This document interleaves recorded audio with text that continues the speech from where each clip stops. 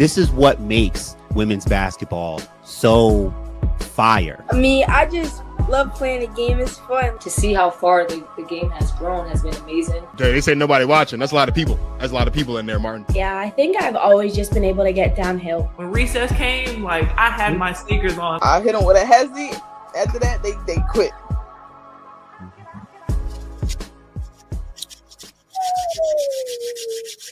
Yeah. What's up? What is up, everybody? Welcome back to the Protect Our Queens podcast presented by Basketball Society. With me, as always, my brother in Christ, my partner in women's basketball crime, Martin Soares. And joining us on the show on this Good Friday morning is our guy, Ziggy, the man behind Women's Hoops Masterclass. Gentlemen, how are we feeling on this Good Friday morning? Hey, you gotta let him know Ziggy's joining us all the way from Switzerland. Yes. This man is a professional at what he does, not just behind the fabulous Women's Hoops Masterclass account, but the man hoops. The man is a professional hooper coming to us from Switzerland by way of the Congo. Good to have you here, brother Ziggy. Hey, man, happy to be here, man. Thanks for having me on the platform. It's about time, right? It's about time we connect, and looking forward to the show. We're happy to have you on, man. We got a lot talking. We got a lot to talk about. Before we get into all that stuff, please, if you are tapping with us live, make sure you are hitting the comments with your thoughts and any questions you may have. We don't want this just to be a conversation with the three of us. We want you guys to feel engaged and feel a part of the conversation as well. Subscribe to Basketball Society so you don't miss any other episodes of Protect Our Queens or any segments or any things of that nature. But we want to get right into the nitty gritty here. The Dallas Wings had the first overall pick in the draft on Monday, obviously selecting Paige Bueckers. They also selected Isaiah James and Madison Scott as well. This is a team that has gone through a massive overhaul, going all the way back to the beginning of the offseason with bringing in Kurt Miller and a bunch of other players. But Ziggy, how impactful do you think Dallas as a rookie class is going to be this season? I think their rookies are going to be very impactful. First of all, Paige, we know what she can bring to the table. Obviously, she can serve as a primary playmaker. She's not a true point guard, but she's a capable point guard, remains to be seen. But I think what's interesting with Isaiah James and Madison Scott is that you can use them as well to get some pressure off of Paige's shoulder. You play Paige at the 3, put Madison Scott at the 1, because she's done it in college. She's done it at a very high level. Fun fact, she was top 10 in assists per 40 on my top 10 prospects for the 25 draft class. So you use Madison Scott as a long, tall, athletic point guard, and you give Paige and Enrique some rest.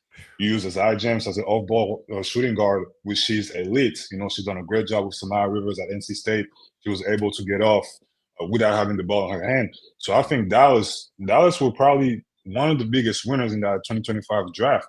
So I really like what they've done with those picks. And then you have Aaron Van Ley, Can she make the team? I think she can, because Dallas has a lot of forwards, but they don't have a lot of true post player besides Tierra McCowan. So you have Erin Van Lee coming in, 6'3", very physical, light on her feet, and she came from Baylor. Yeah. Sophia Young-Malcolm was her coach, assistant coach. Nikki Collins was her coach. So she's had some WNBA teaching at Baylor. So I think she'll be able to make an impact in training camp, possibly make the roster. That's interesting. And I did find the Isaiah James pick really interesting. And I think Dallas is going to be pretty guard heavy in a good way. I like that the Isaiah James pick was like, it was so fascinating. It's like, wow, another bucket. It's like you would think they felt like they had enough scoring offense with Paige, with Enrique already there. Isaiah feels like just an added bonus, just another bucket you can throw in there. I love how you mentioned Madison Scott's abilities as a guard, because now you're not just looking at Paige as the only point guard, the only one who can bring it up, who can lead the offense. You have other options there. You have another scoring option besides Enrique with Isaiah James. And I think Isaiah, Ziggy, I get the sense that she's the type of player, scorer, shot creator that is going to figure things out pretty quickly. Yeah, on the go, she's just a natural hooper And I I think agree. she's one a rookie. Like I feel like she's gonna find her offense fairly quickly. I think she's going to surprise a lot of people. I agree as well because she understands what's around her, right? She's a smart basketball player. She knows, okay, Paige is going to be the face of the franchise. Enrique is already here, been here. What can I do to help this squad? I'm a high-level shot maker. So now when I'm on the floor, I'm making shots from three. Sometimes, one dribble pull up. Now the defense is going to have to be focused on me. And, me being dangerous, me making shots, it helps Paige, it helps the team. So I think she's going to figure out quickly. And plus, she plays defense as well, right?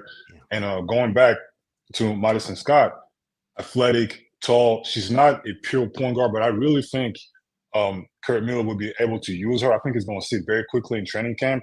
Okay, we got something pretty interesting there. Dallas really got, I want to say they got blessed with those draft picks. Isaiah James falling to 12. I was surprised. I didn't think Isaiah James was going to go past number 8. I thought she was going to Connecticut. So her going to Dallas, being an added weapon, like you said, she's like the Lou Will of the Dallas Wings. She can be the Lou Will of the Dallas Wings. For real, in her first year. And Marcus, with Dejanay there, you've got your defensive stopper and she's been picking up her offense as of late too. So that combination, that guard room is very interesting in Dallas. And that was my thing, because Martin and I were sitting down, we're watching the draft, and Madison Scott gets drafted, and I'm like, I think that makes perfect sense. Like for starters, right? Madison Scott's versatility is going to be super helpful, and you can see that up and down the team. Like the one thing about hiring, like when the Dallas Wings announced that they were going to hire Kurt Miller as their GM in the offseason, it was like, okay, they've got something really specific planned here, and you can tell that they were trying to, they wanted to kind of change the way that they did things, right? If you look back last season, I can't think of the stats all the top of my head. I just missed it. But the Wings were amongst the top offenses in the league, like in transition offense. And so what they do, they went out, they traded Kalani Brown, which I'm a big fan of Kalani Brown, so it pained me to see that. They traded Satu Sabali, but you're bringing in Ty Harris, who was great in transition in Connecticut. You're bringing in Dejanay Carrington for the same reasons, right? Now you're bringing in Paige, who we saw what she can do in the open court. At UConn, you're bringing in Madison Scott, Isaiah James. You guys, like, this is a team in the Wings that I think is going to probably be one of the more interesting teams to watch, because I don't think we've seen in the WNBA in recent history a team pretty much rebuild their entire roster from ground up in 4 months like this. And you look at it and you don't really have any major concerns that they're not going to be able to go out there and win basketball games, right?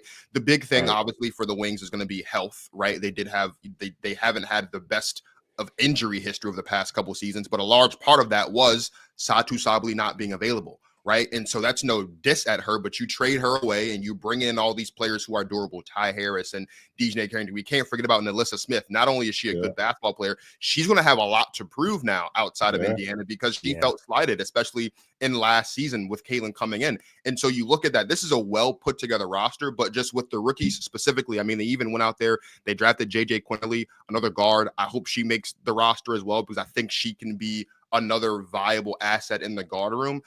Initially, I was like you said, I was a little bit concerned about how many guards they had on this roster. But when you look at how like they all fit, it's like the perfect puzzle. Like they all do something exceptionally well, and you can put any 2 of them or any 3 of them really on the floor at the same time, and you're still getting you're still getting a healthy balance of offense and defense. I love the Wings roster, and I love how well they've put this all together in such a short amount of time. And I think the rookies are just the perfect cherry on top to what they've been doing this offseason. Yeah, likewise. What you said about JJ Quinterly too it's true. I think Quinterly might have a shot. It's going to be really hard for her because there's so many good guards ahead of her, and also there's a pecking order.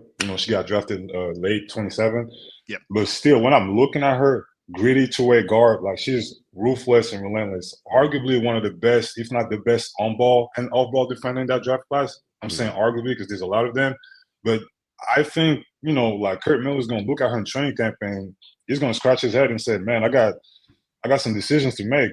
Because that's a play that I could have, in my back pocket, if I need to stop, late, in the first quarter, second quarter, even in the fourth quarter, put her on the best offensive player on the other team, get a stop. Help us just alleviate some pressure of Paige, Ty Harris, or Enrique be the primary ball handler. So I think JJ Quinterly also is, she's a joker. And if she doesn't make the cut, you can still have her in the back of her mind. Okay, somebody gets hurt, we bring her in for a 7-day contract. We never know. But I think the Wings had a terrific draft night. I mean, it was pretty incredible. Again, going back to Isaiah James falling at 12. And then Madison Scott, I mean, kudos to them. I think they're going to surprise a lot of people this season. Zig, what's your feeling and sense on how Paige is going to be in her rookie year? How impactful do you think she will be individually in the WNBA in her rookie year? I think a lot of people tend to underestimate how good some of those players are and how smart they are. Because, last year the discourse was, well, Caitlin and Angel are not going to be able to do what they've done in college in the W. Granted, Caitlin and Angel were outliers, and Paige is an outlier as well. She's one of the smartest basketball players out there. She's able to adapt to any kind of system. And I think she's going to be able to fit perfectly with Arike. She knows Arike was the main show coming in those years. So she's going to be able to first take a back seat, coming in slowly, and then insert her own dominance. I think Arike is smart too. She understands, listen, I've been here for a while, but this new blood coming here, she brings a lot of excitement. She brings a lot of scoring, efficient scoring. If I'm not mistaken, I don't have the numbers, but Paige, I think, was either the most efficient player this season or one of the two most efficient. I think Yana Nipkins was very efficient as well this season. But you bring in a player like her who can play make, can make shots, can play without the ball, with the ball. I mean, I personally think that Paige is going to be Rookie of the Year. That's my sentiment.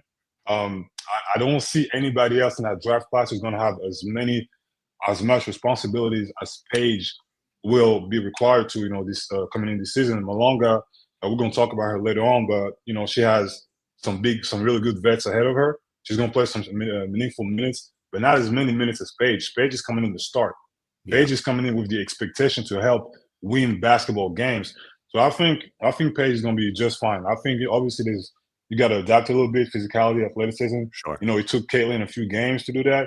Same with Angel, but once those girls get rolling, it's they've done that their whole life. Basketball is just basketball at the end of the day. That's really well said on like how smart Paige is. I think that's a really big point because she's going to know how to feel out her spots. Like watching her at UConn, you see how she doesn't force things. Like Marcus and I have had conversations about Paige where, not in total comparison to Caitlin, but just like her nature is very unselfish. Right. You don't see her taking a whole lot of shots, a whole lot of deep threes. Her game isn't like very loud. But this year in the NCAA tournament, she went all out, and you kind of got to see her get back to like volume Paige a little bit more. So she still has that in her. But I think your point is so valid and so well said in that she's going into that situation. She's such a high IQ basketball player. She knows who Arike is. She knows and even like the stories about what the kind of teammate and person she is. She's not coming in, to take all of this attention. She's not center of attention type of personality. We saw it on draft night. She's not coming in to just take the thing over. She's going to feel out her spots, take her time, but also be aggressive as they need her to be.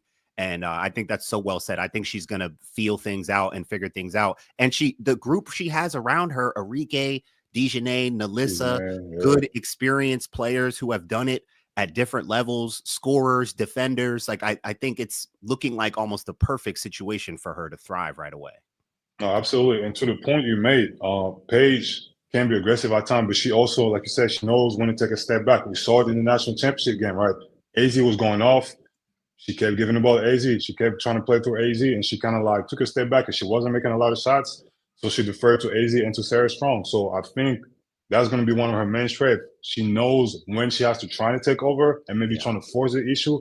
But if one of her teammates is in one of that zone, she's going to go ahead and pass the ball and make sure that teammate is going to go, carry the team. So I think that's going to make Dallas very dangerous. You got Paige Beckers is willing to give 10 assists, willing to give up on shots, to let some of her teammates take the scoring load.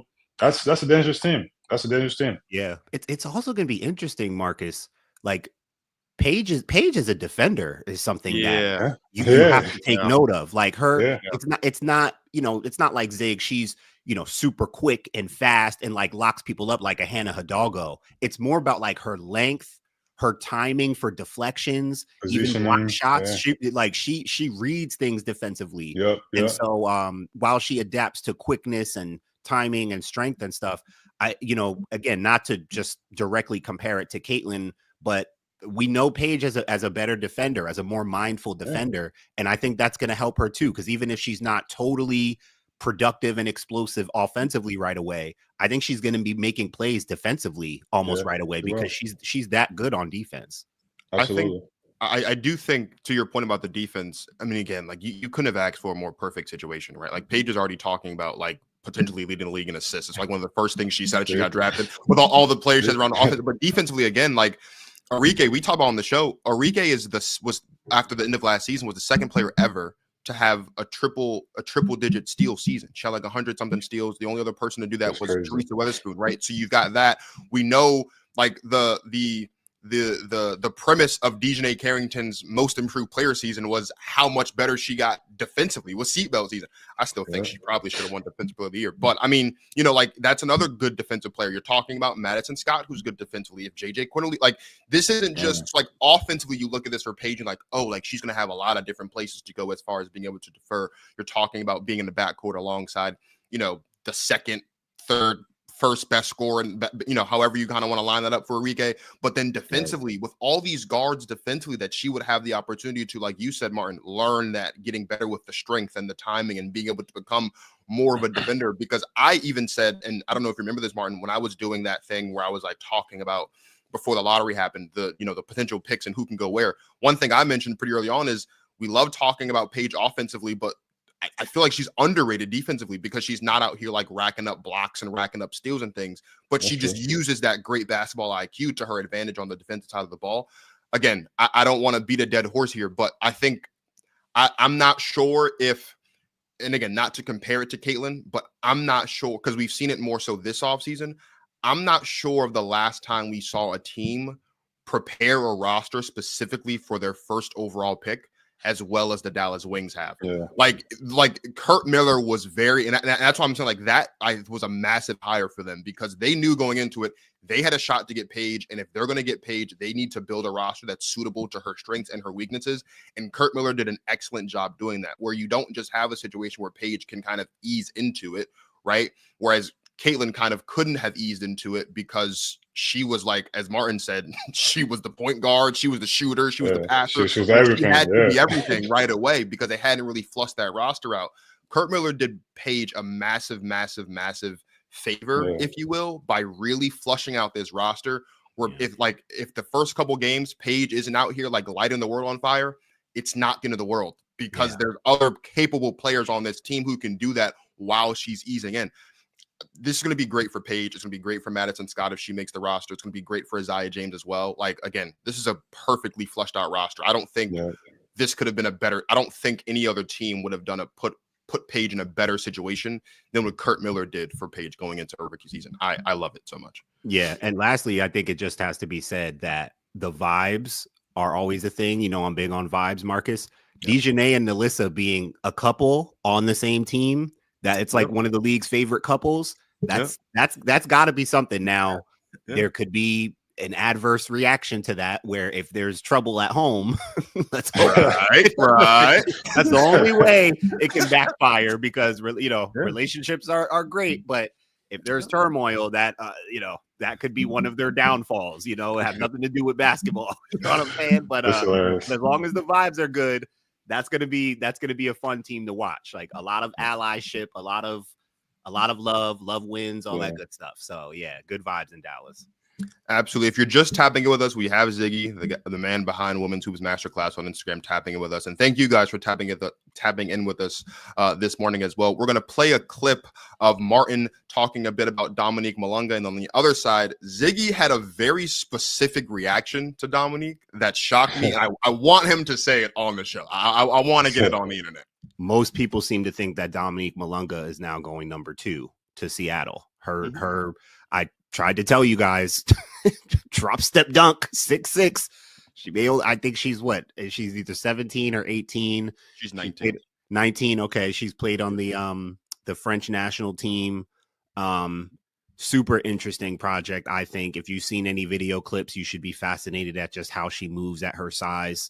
I don't know too much about her yet, except for just clips I've seen, and just on the clips, I'm intrigued. And like I said, she's clearly projected a top 5 pick, but I can see why.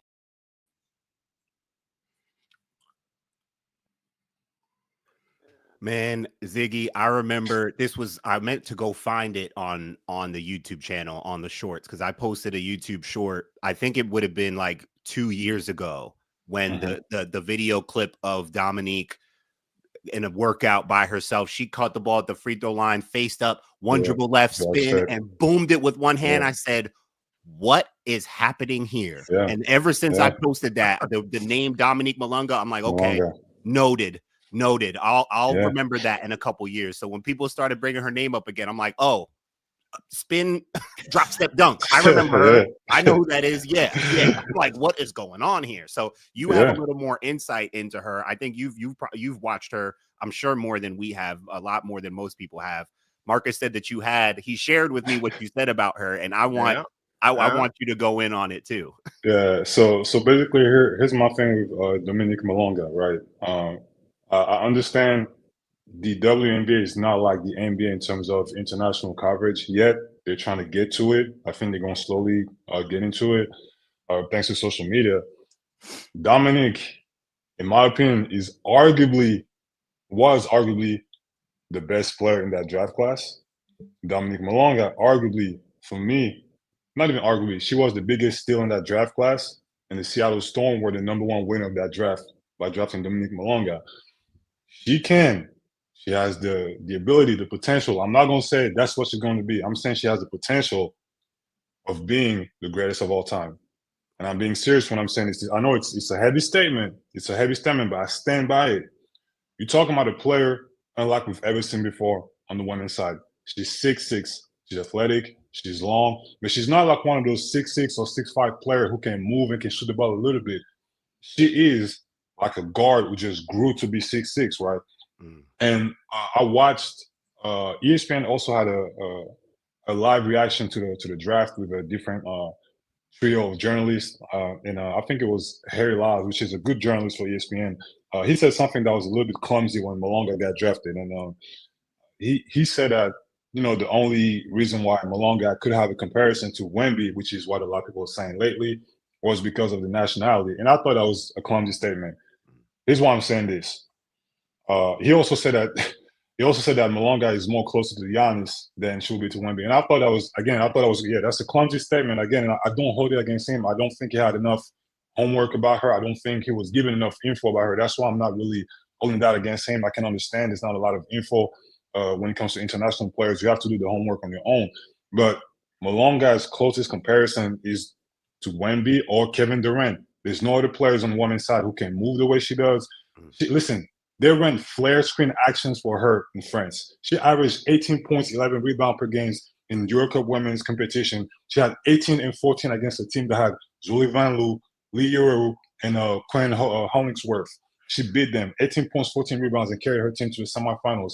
In the semifinals, against a team that had Chloe Beebe and Natasha Mack, she averaged 20, I think it was 20.5 points per game to carry her team to the semifinals of the Euro Cup. Against pro who have played in the WNBA, who have played at the highest level. So to me, I understand when you don't watch it on a regular, you can be a little bit skeptical about it. But you got to understand, those players playing in France, Australia, or Spain play at the highest level. Those to me are the 3 best European international league that there is outside of the WNBA. So for me, for them to say that, she may not be as ready, I believe she is ready. And there was a clip the very next day. Jonathan Givani, Draft Express, put it out there of Malonga working out. Granted, it's just a workout by herself, but seeing a 6'6" player doing a sidestep, pull-up 3 from NBA range. You guys play basketball. As a right-hand player, the hardest thing to do is shoot a step back with your strong hand.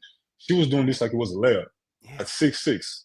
So again, I believe what I'm seeing in my eyes. I think the main thing as an analyst, you have to be comfortable calling what you see, believing what you see, and standing on it. That's why I'm not scared to say what I feel, say what I see when I'm Women's Zeus Masterclass. Sometimes I can be wrong. It is what it is. I live with it. But when it comes to Dominique Malonga, 6'6", can shoot the basketball, can attack and create for herself off the bounce, in and out, crossover. She has all that in her bag. I'm using the terminology, but to attack off the dribble in one-on-one, come off screens, come off pin downs, facing up in the mid post. When you have that and you do it at a high level against grown women who have played EuroLeague women and WNBA, you cannot say that this kid is a project. This kid is ready to come. She's 19-year-old. The scary thing about Dominique Malonga, her prime is in 10 years. Whew. Woo. So let me ask you this. I want to ask you two questions, but I want to start with this one, because this is something that Martin and I kind of talked about on the show after the draft. It's definitely something we talked about while we were watching the draft. It's this notion that over the past couple of seasons, and Dominique doesn't fit in this. I think Dominique rightfully deserved to be the number 2 overall pick, but we've seen over the past couple of seasons, it's like an influx of international players being drafted in the first round, seemingly out of nowhere, shocking a lot of people. Because like you said, most of us stateside, we're not really tapped in with what's going on in France or Slovenia or Lithuania or all these other international European countries where these players are coming from.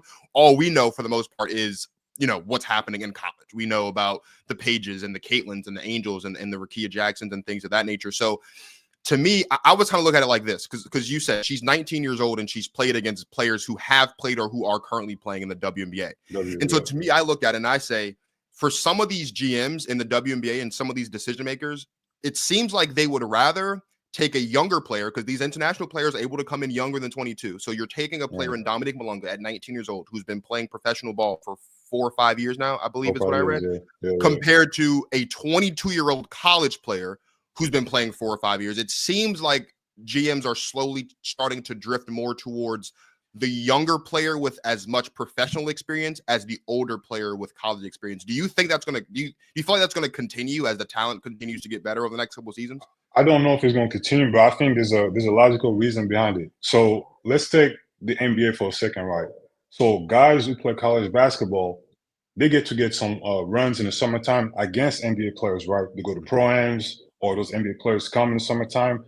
On the women's side, they don't get that. Why? Because the WNBA season is happening in the summertime. So some of those top girls, they cannot play against WNBA players. They don't know what it feels like to play against Asia Wilson, to see that speed up close and personal. They don't have that experience.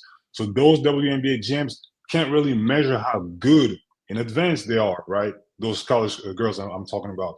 Yeah. But looking at those kids playing in Euro Cup women or EuroLeague women, they know those kids are playing against some of those WNBA players who are coming after the WNBA season. So they can really measure up, okay, like she is good, she's young, she can struggle a little bit, but if she can hang against Izzy Magbagor or Kayla McBride or Marina Mabry, if she can hang against those players at 18, 19 years old, I think we can take a chance on that girl, and she has a bright future. And that's why I think some of those GMs are taking chances on some of those players. Now, granted, some of those players will struggle a little bit with the athleticism, because the athleticism of the WNBA is a different world. Same for college. Some of those college girls will struggle. I'm not going to say no names, but some of them, I'm a little bit concerned for some of them. I think they can adapt, but there's really a big gap. You guys know it because you've seen it up close and personal. Everybody on the WNBA roster can be an Olympian, but the main reason, again, behind my logic is what I just said. The college guys, they can play against NBA guys in the summertime. They can see what it feels like, right? They can see the speed, they can feel the strength, and they can go back to school and say, okay, this is what I need to work on. The girls, not so much. So the GMs will always see, okay, this one, she's done it against a WNBA pro, so I can take a chance. Even if I'm stashing her for 2 or 3 years, when she comes over, I know she'll be ready. She know what it feels like. She know what it looks like. Those college girls, it's a little bit different. Yes, we know they're good against other college kids, but again, the skill level and athleticism level in the W is different. So that's why I think sometimes GMs feel more comfortable bringing in international kids. But I don't think you're going to see a massive influx of players being drafted in the first round like you've seen it in the NBA. So, I think common sense has it that some of those GMs also trying to make it look like it's the NBA, or trying to take example on the NBA, should I say, because the NBA is very international now. You guys are old enough but young enough to remember when it was blasphemy to take the European or international player, in the first round of the NBA draft. You guys remember that? You guys remember when, having a European top 10 was like, well, what are those guys doing? And now, guys are being picked number 1, number 2, back to back like it's nothing, and nobody cries about it because they've shown. We have Jokic, Giannis, we have my brother Clint Capela's playing for the Hawks. Like we see these guys sitting in the NBA. So I think slowly but surely, I think the American consumer just needs to have more eyes on the international game to accept those kids, those players, and be okay with international players being drafted ahead of college stars. Something I did see online about Dominique Malonga is that she's super smart. She's like into coding, building websites, QR codes. Yeah, she's like a next level, like high tech, high smart mind. So anytime I learned that about a player, I'm very encouraged because you mentioned Ziggy. Like I was telling Marcus, I was watching those clips after the draft of her working out at the Players Association facility, and the stuff I saw her doing, man. And like you said, again, it's just a workout, but like the reps she's doing, I'm like, wait, she's on the perimeter hitting side steps, going off the bounce, off the dribble. I'm like, wait. So and again, going to, with the like the coding thing and just like people talking about how smart she is. I take massive stock into that. Think about Joyce Edwards, Marcus. That story about her, how she had like a 4.3000 GPA in high school, and they made it so she could come to South Carolina. Like, you see a lot. You see that translate a lot with players who are super book smart or head smart off the court. You see that a lot translate on the court, which is how they play the game. Absolutely. And I think I see that with Dominique. Plus, it's like, you know how it is, Zig. Like when you have that kind of just cognition, when you apply that to the game and your reps and your skill set, like you want to attack. That's why I'm starting to understand better, especially with like your insight, just who this girl and what this girl really is. I didn't know that they were running flare screen actions for her over there. I didn't realize. I'll send you clips. I'll send you clips after that. Please do, because like I didn't realize she was that rangy. I didn't think she was like a traditional big or post player. I could tell just from how she moved in that one clip doing the spin and dunk. I'm like, okay, there's a lot happening here just on that one. She took one dribble and one spin and a dunk, and that's all. I was like, okay, well, I want to see more, because this isn't just like a back to basket post play. This is something totally different. So and you mentioned how you like she's not a project. You think she'll be ready right away. How much do you think Seattle will look to unleash and unlock her right away, given her versatile skill set? I think she comes off the bench. Obviously, she want to come right away and play right away. She will be here. But I still think they start with Izzy McGregor and Nneka. She has some great teacher ahead of her, and she has a great facility in Seattle. They have an incredible practice facility, so she has the best place to become better. I don't know. I think she come off the bench 15, maybe 20 minutes a game. I don't think they're gonna ask her to have a lot of responsibilities offensively yet in her first year. But then again, maybe she becomes so good, she develops so well that they're like, you know what, we have to play her. And again, Nneka and Ezzy, those girls are terrific professional. And I'm sure that if it were to happen, if Dominique were to be so good that Noah Quinn has to play her, I'm sure Nneka and Ezzy will be like, you know what, it's fine. I can take a step back so we can be better and let that girl, start and have more minutes. But I think she'll have an impact. I can see her average 10 points, 5 rebounds, 2 blocks on the season, being a very exciting player. Or maybe she has a Ben Gordon type of rookie season and she's the 6th woman of the year. Who knows? Right. Yeah. Nice. So let me ask you this question on the Nneka point, because the one thing that I've been talking with Martin about with Dominique going in Seattle is, I'm a big Ezzy McGregor fan, right? And so looking at the growth of Ezzy McGregor before Nneka to the one season she played with Nneka, like it's like not two completely different plays, but you can clearly see that the time that she spent working with Nneka certainly benefited Ezzy on both sides of the ball, right? Yeah. Are there things, that you feel like are weaknesses for Dominique, that her being able to learn from Ezzy, but more so being able to learn from Nneka, because she's obviously got more skin in the game than Ezzy does? Like, are there things you think that Dominique can learn from Nneka to help improve with what she's got going on, either offensively or defensively, to help her get to that point? Does she take bump, Ziggy? Does she take bump well? Like, yes, but that's one thing I was going to mention. I think learning how to handle physicality with more consistency, because she's capable. I mentioned her scoring 18 and 14 against a team that had Yuli Van Loo and Lee Yeru. So it was a back-to-back game. On the first game, she struggled. She scored 12 points, and I think she had 8 rebounds, and she struggled from the field because that team was so physical. But then again, we talk about how smart player can be. The very next game, she came back, and she the one who imposed her physicality. And I was very surprised from a 19-year-old to do that against a team of veterans who are very physical. But I think then with Nneka, who's a post player, a little bit undersized, but who's very physical, knows how to play physical, Nneka can teach her, hey, right now you're a little bit skinny, you have a lean frame. You're going to fill out that frame, over the years. But this is how you handle the physicality day in and day out. This is how you deal with Brittany Griner. This is how you deal with against Asia, Erica Hamby. So I think as far as physicality goes, Nneka can definitely help her defensively. She can help her how to become an anchor defensively as well. So I definitely think Nneka will have a great impact on Malonga as far as physicality goes. I think that's the main thing. Offensively, she can teach her a few tricks. You know it, like, the OGs, like we call them, the older players, always have some things under the sleeves that those super athletic players think that, they can beat them with the dribble. No, those older players have all the tricks in their tool bag. So I think Nneka offensively can also teach her a few things, maybe be a little bit more patient in the post, with her moves, be more sharp. But other than that, yeah, like I said, I think this is a great place. Seattle has the steal of the draft. She's going to become better. She's going to be incredible. And she can leave her mark as another really good big for Seattle, the same way a certain Lauren Jackson did back in the days.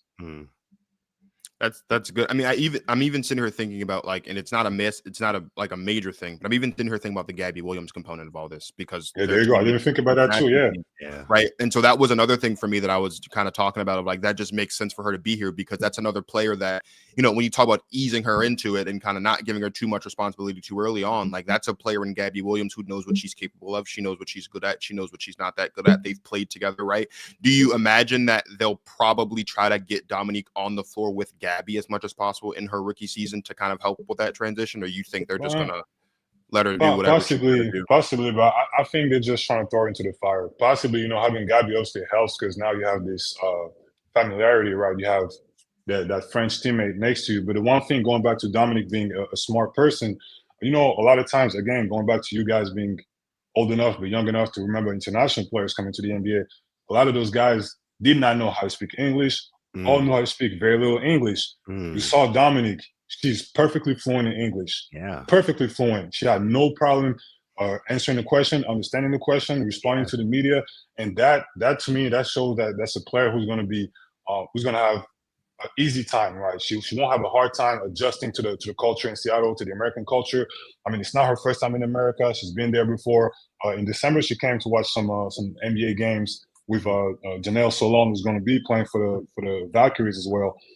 So she has some kind of understanding of the American culture. She has that ability to adapt. I think she really wants also to fit in the American culture. She doesn't look like to be the type of player who wants to be catered to. She just want to be thrown into the fire, and she want to show that she's ready. So I think, Gabby being on the floor with her at the same time, I don't think they would really take that into account. I think Gabby being being there in the locker room with her will help a little bit, because, again, like I said, familiarity. But other than that, I think Dominique is going to be fine. She seemed to be very excited to come to the league. So even if it wasn't Seattle, I think she would have been just fine. We appreciate everyone that is tapped in with us right now. We've got one more topic. We're going to talk about some undrafted players. Before we do that, though, we're going to take a quick ad break. Women's basketball fans, we embrace you here on the Protect Our Queens podcast. We want you to join our conversations, so make sure you subscribe to Basketball Society right here on YouTube, and you can join in on our weekly episodes live, and you won't miss out on any of our content.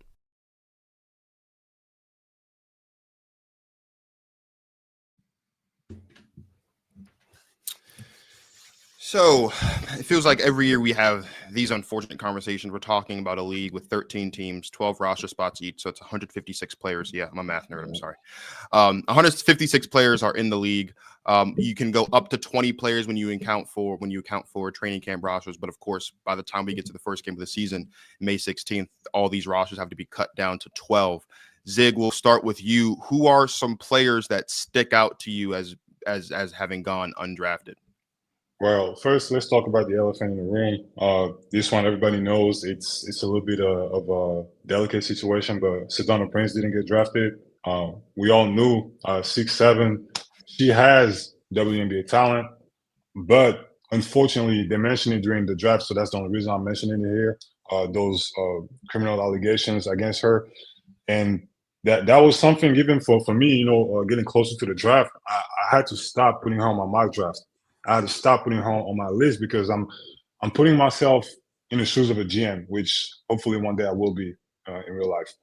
I'm putting myself in the shoes of a GM. If I'm going to draft a player, there are some things, there are some PR stuff that you're gonna have to deal with. Yeah. Is it worth it? Because hers was starting to become really out of control. Those general managers pay attention to what's going on social media, to what's being said around. And the PR nightmare that would have been drafting Sedona Prince might have been a little bit too much for WNBA GMs to take, and I think that's why she didn't get drafted. I mean, you talk about a player who averaged 17 points per game, 9 rebounds, 3 blocks, helped TCU get to the Elite Eight. So on paper, yes, she's draftable. She was a little bit older, sure, but she has WNBA talent. But then again, everything that was off the court, that was happening off the court, was a lot for those GMs. Yeah, that was the elephant in the room of the draft, and I wasn't surprised based on her off-court issues that she wasn't drafted. The big one for me, people would know, friend of the show, friend of mine, Diamond Johnson. Unfortunately, I wasn't surprised because I have seen, my own sister, Tasha Pointer, Final Four point guard in 2000, just as good as any other point guard in the draft that she was in. And she sat through that draft for over 8 rounds, 9 rounds, sat there and didn't get drafted. So I've seen enough examples where players who are talented enough don't get drafted. So unfortunately, I wasn't that surprised. But I think, like, I guess it did hurt. It did feel a little upsetting. Nothing against Caitlin Chen. Big love to her. Glad she had her moment. We talked to someone, Marcus. Remember the person we talked to outside the draft beforehand? The one girl, she said she hoped Caitlin Chen could have a Kate Martin moment like last year. There you go. She kind of predicted that. But and you make a great point, Zig, and I think you will make a great GM one day. Factors matter, things matter. GMs look at all kinds of things. I'm sure Caitlin Chen is a remarkable young woman, checks a lot of boxes, and she's a quality basketball player. But if Caitlin Chen was drafted, I am positive that Diamond Johnson could have been drafted. Nothing against Caitlin Chen. For real. I mean, listen, and I'm sure there may be specific things with with Diamond that I could see maybe GMs and people having some questions about in terms of her game. Maybe not their cup of tea. But in terms of her ability, her mind. No, she's a pro. Her toughness, she's a pro, dog. She's gonna be a pro, whether it's WNBA or if she can get overseas. She's a pro. She is a pro. To piggyback off of you, Diamond Johnson was next on my list, and then I have some other players I'm going to talk about, like Deja Kelly, Izzy Higginbottom, and Reagan Richardson, Deanna Gaston. But to stay on Diamond, we're going to talk about her.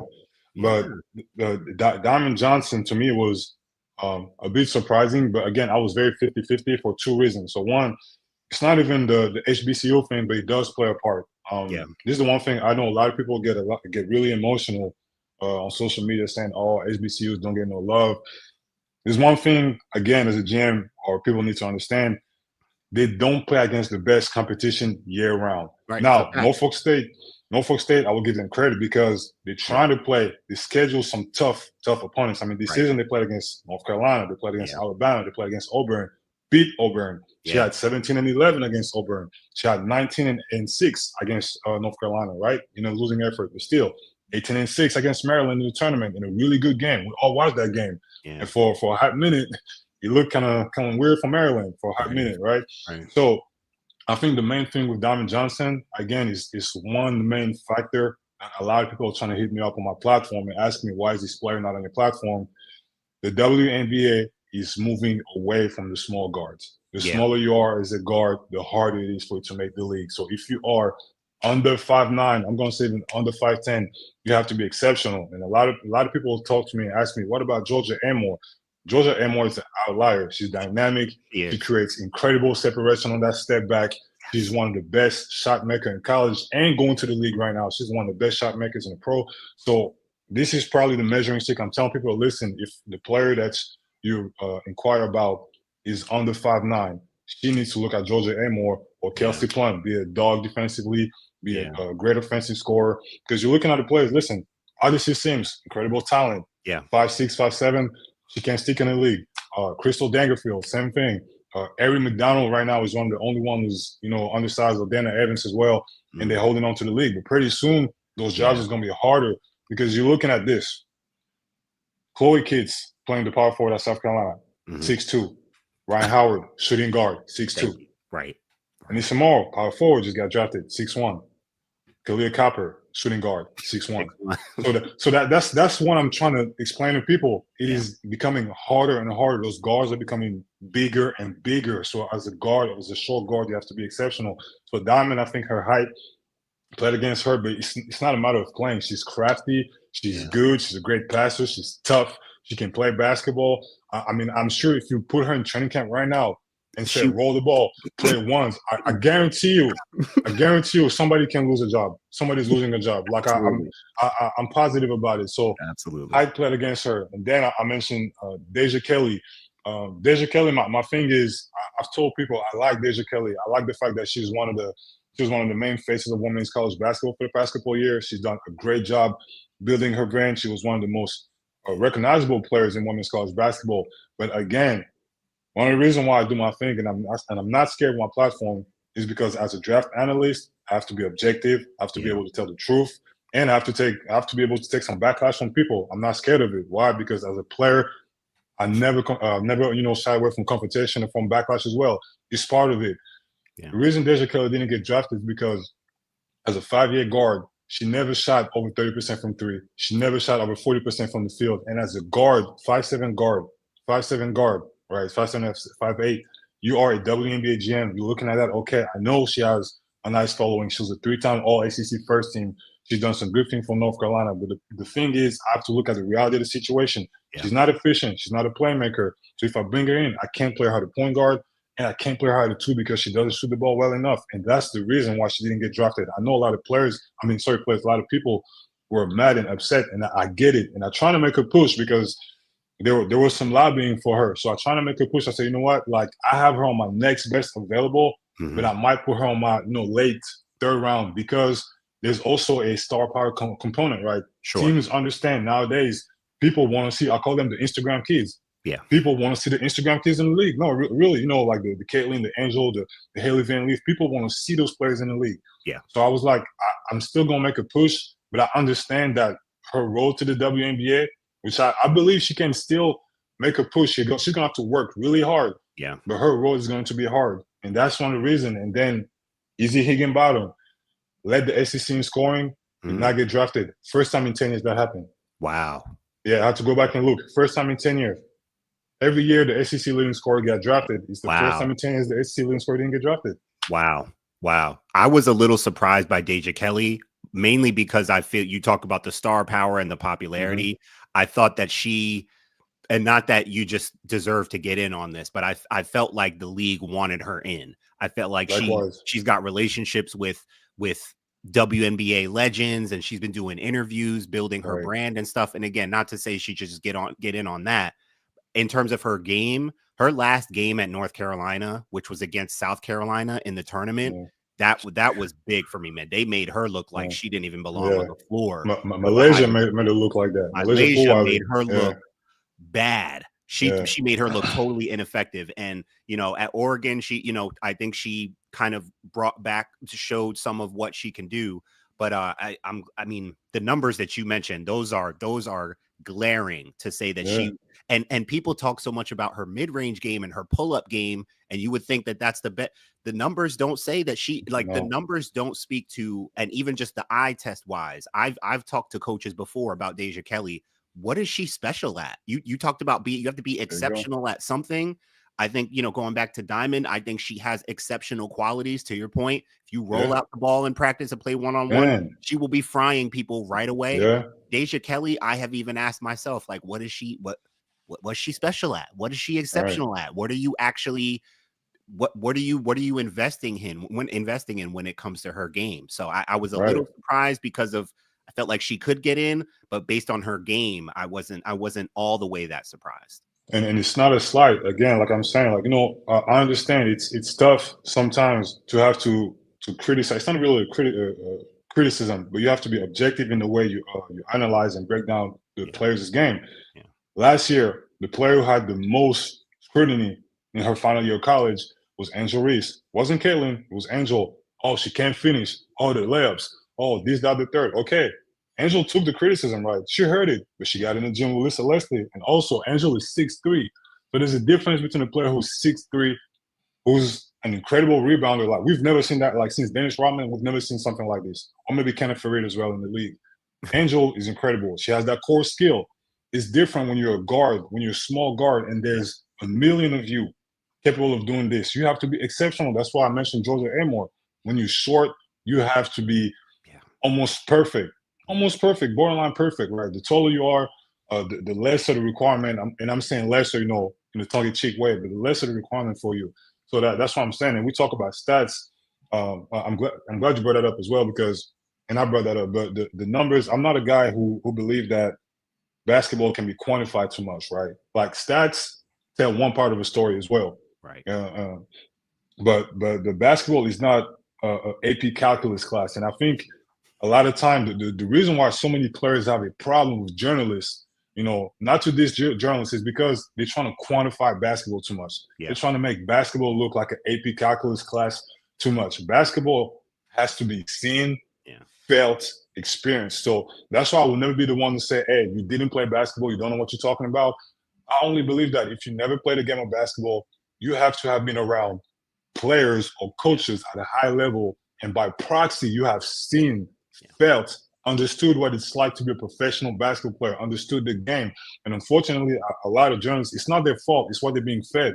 But a lot of journalists don't have that experience, and that's why sometimes it causes some kind of clash with the players, and sometimes with the fans who are just looking. When I'm putting stuff on my platform, they're saying, this player, why is this player, 20th on your mock draft? And I'm like, for that reason, one, the numbers are not good, but second, the game too. The game does not translate. That player has a lot of deficiencies for the next level, and that was one the example of Deja Kelly. Deja Kelly was a good college player, big following, but too many deficiencies. Like you said, you bring in a WNBA.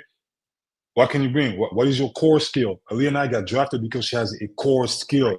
Right. She's 6 foot. She can shoot the basketball. Core skill. Angel Reese, rebounding. Core skill. Caitlin Clark, shooting and passing. Core skill. And that is very important when I make my assessment of a player, of a prospect. And that's one thing I hope people will start to understand going forward. I just want to say this.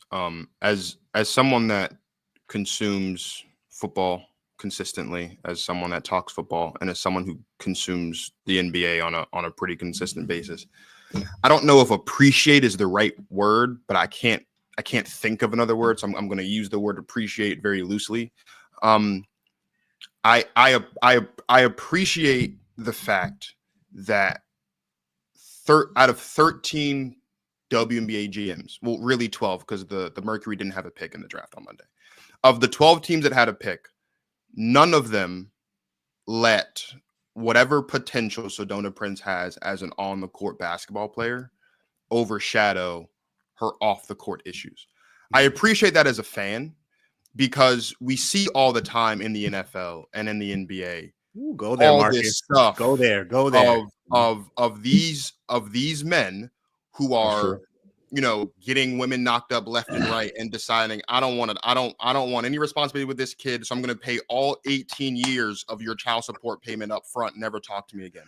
Right? Preach. Go there, or Marcus. All of these instances where these men are, beating women in elevators or pushing women down the stairs or choking women out, and nothing happens. They get signed to multi-million-dollar deals and all this other stuff.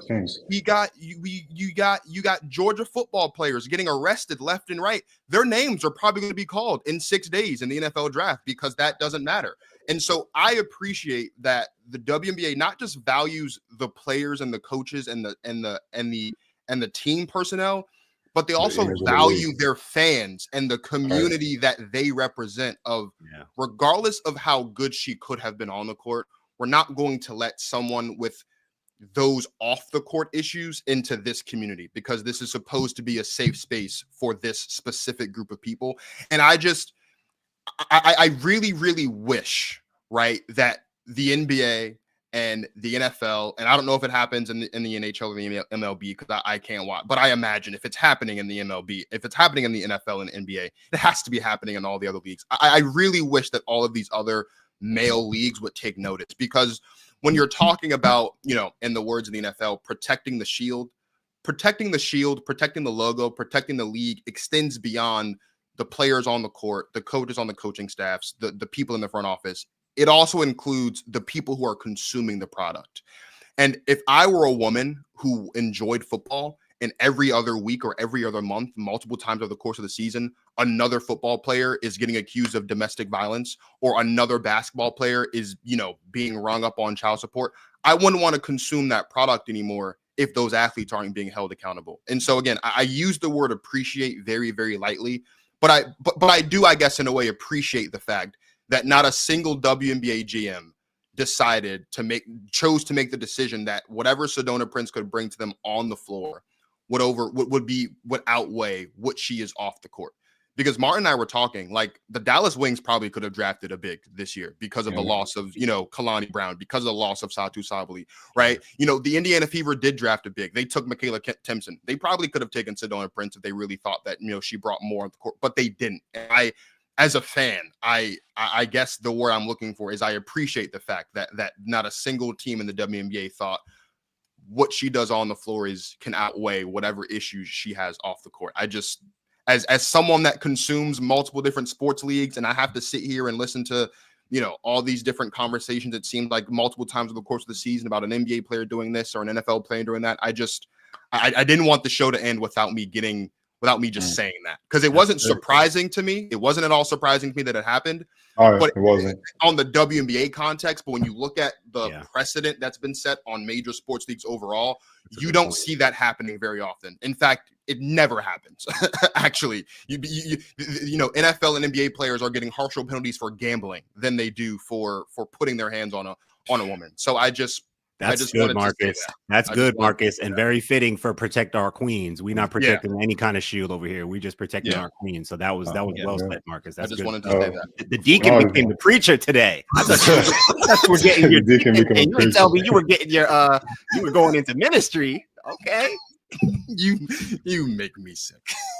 Like that goes. I think the WNBA understand where the league is going. I think they understand the league is going at a rapid pace, and that was, like I said, that would have been a PR nightmare. Like they pay attention to what's going on social media. They know, they know what's happening. They see what people are saying. They see what the fans are saying, and that would have been too much. I mean, again, I remember watching the tournament games. Every time Sedona Prince touched the ball, she was getting booed by the crowd. Right. So as a team too, as an organization, do you really want to deal with this? And it sucks. Again, I'm all for holding people accountable, which she needs to be held accountable, for all those things. But as a team, as an organization that is becoming big, and with the new CBA coming in next year, you can't afford to have that on your organization. So it's not a surprise to me too, and they made the right call. James made the right call by not drafting her, as unfortunate as it is. Well, it's always a pleasure to talk women's basketball with Martin Soritz. It's even especially a pleasure today being able to finally get Ziggy, the man behind Women's Hoops Masterclass, on the show with us this morning. If you tapped in with us during the live show, we appreciate you guys. If you are tapping in with us on the playback, we appreciate you guys also. Please, as I mentioned at the top of the show, don't forget to subscribe to Basketball Society. We have done, I believe this is now our 7th show over the last 2 weeks. And we have covered a wide range of topics, from the transfer portal to the draft. And we're going to continue to talk about the draft and unpack the draft a bit with other special guests over the next couple of weeks as we gear up for the beginning of the WNBA season, which again tips off Friday, May 16th. So make sure you are subscribed to Basketball Society on YouTube so you don't miss any future episodes of the Protect Our Queens podcast. When you're finished, head over to Instagram. Follow us on Instagram at @ProtectOurQueens_. Follow us on Twitter at @POQueens_. And then, of course, while you're over there, follow Women's Hoops Masterclass on Instagram as well. Yes, Ziggy does great work over there, breaking down film, breaking down prospects year round. It doesn't stop. Please make sure that you are tapping in with him as well. Someone in the comments said, Ziggy, appreciate your videos. Upload more. Do that. Upload more. And so, for my guys, Ziggy of Women's Hoop Masterclass and Martin of Basketball Society, this is Marcus of Protect Our Queens signing off. Thank you guys for watching, and as always, you enjoy yourselves some women's basketball.